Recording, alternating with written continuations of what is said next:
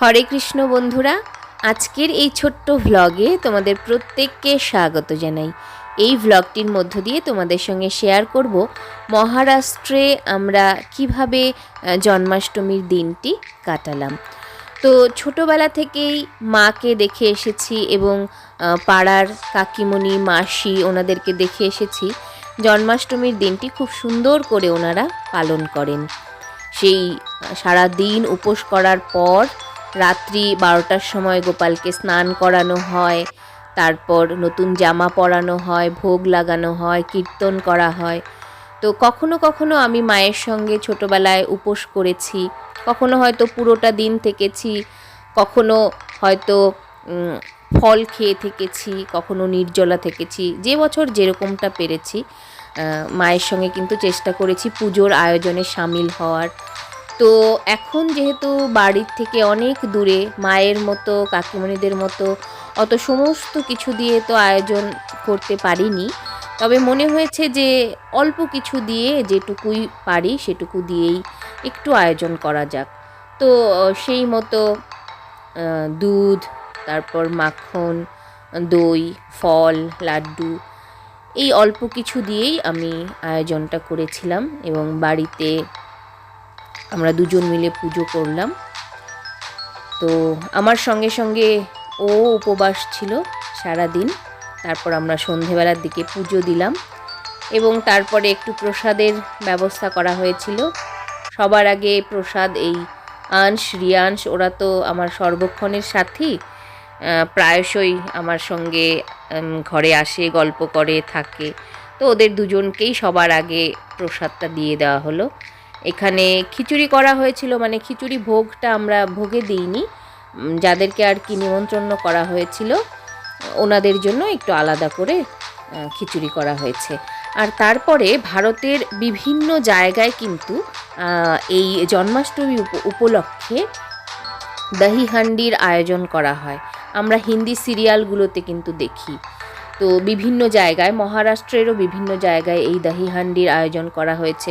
তো এখানে যেহেতু এই রিয়াংশ আংশ এরা রয়েছে, ছোট ছোট বাচ্চা, তো রিয়াংশ ছোট মানে সকাল থেকেই ঝামেলা করছিল যে ওকেও এই দহি হান্ডি তৈরি করে দিতে হবে। তো সেই অনুযায়ী এখানে ওর মামা ওকে তৈরি করে দিয়েছে। আর এখানে সুরিয়া নাচ করছে। আর এই হলাম আমরা। হ্যালো সবাইকে, সবাইকে হ্যালো বলছি।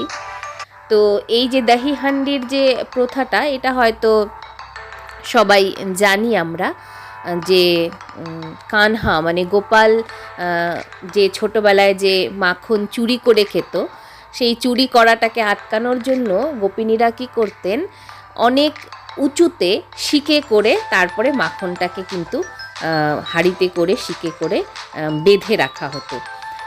তো সেই বেঁধে রাখা যে হতো, তখন কি করত গোপাল, কি করত তার যে সখা, সেই সখাদেরকে নিয়ে মানব যে খাম বা খুঁটি বলতে পারি, একজনের উপর আরেকজন চড়ে চড়ে তারপর মানব খুঁটির মতো তৈরি করে সেই মাখনটাকে আর কি পারত।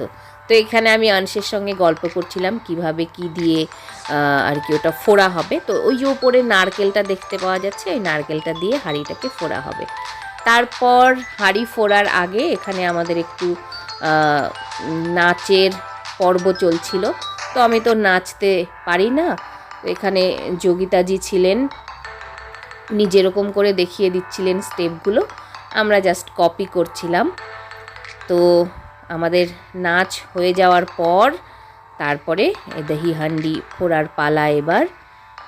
তো এখানে দেখো ওই যে ওপরে যে নারকেলটা ঝোলানো রয়েছে, মানে নারকেলটা যে দেওয়া রয়েছে, ওই নারকেলটা দিয়ে ওই হাঁড়িটাকে ফুরতে হবে। তো হাঁড়িটা ভীষণই শক্ত ছিল, রিয়াংশ হাতে একটু ব্যথাও পেয়ে গেছিলো, ফুরতে তো পারেনি রিয়াংশ। তারপরে দেখা যাক, এই তো রিয়াংশ চেষ্টা করছে, অনেক চেষ্টা করার পরও কিন্তু রিয়াংশ ফুরতে পারেনি, উল্টো ও হাতে একটু ব্যথাও পেয়েছে। তারপর রিয়াংশের মামা এখন ফুরিয়ে দেবে, মানে রিয়াংশের মামা রিয়াংশকে হেল্প করবে। হাঁড়িটা ভীষণ শক্ত ছিল, একটু মানে মোটা ছিল, পাতলা ছিল না, পাতলা দেখে আনতে হতো। তো এখন রিয়াংশের মামাও চেষ্টা করছে। এই তো হাঁড়ি ফোড়া হয়ে গেল। এরপর জেনারেলি কি হয়, এই হাঁড়ির ভেতরে অনেক মিক্সড থাকে, যেটা প্রসাদ রূপে সবাইকে দেওয়া হয়। তো এখানে ওরা দেখলাম সেরকম কিছু আয়োজন করেনি, হাঁড়ির ভেতরে শুধু দই দুধ এগুলোই ছিল। তো যাই হোক, সমস্ত দিনটা সবার সঙ্গে ভালোই কাটলো। আজকের ব্লগটা এখানেই শেষ করছি। Hare Krishna. Thank you so much for watching the video.